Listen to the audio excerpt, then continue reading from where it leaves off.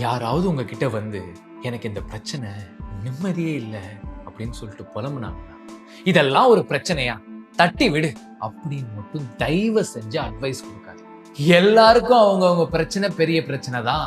கொஞ்சம் நல்லா யோசிச்சு பாருங்க. நீங்க ஸ்கூல் படிக்கும் போது ஹோம்ஒர்க் பண்ணலாம், டீச்சர் திட்டுவாங்க, HM ஆஃபீஸ் கூப்பிடுவாங்கன்றதெல்லாம் எவ்வளவு பெரிய பிரச்சனையா தோணிருக்கும். இப்போ யோசிச்சு பார்த்தா சிரிப்பா இருக்குல்ல. ஆனா அதே அந்த சின்ன பையனுக்கோ பொண்ணுக்கோ அந்த சின்ன வயசுல அது எவ்வளவு பயத்தை கொடுத்துருக்கும். அதே மாதிரிதான் இப்ப இருக்க சில சராசரி பிரச்சனைகளை 10 வருஷம் கழிச்சு திரும்பி பார்க்கும்போது சிரிப்பா தான் இருக்கும். ஆனா அதுக்காக இப்ப இருக்க பயமோ ஆன்சைட்டியோ உங்களை அஃபெக்ட் பண்ணாமலாம் இருக்காது.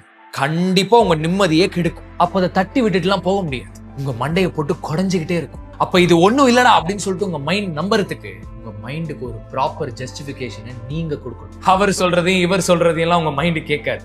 ஏன்னா அவர் சொன்னார் இவர் சொன்னார் என்று நம்பி அறிவிழந்து தடுமாற்றம் அடைய வேண்டாம். எவர் சொன்ன சொல்லானாலும் அதனை உன் பகுத்தறிவால் எண்ணிப்பார்.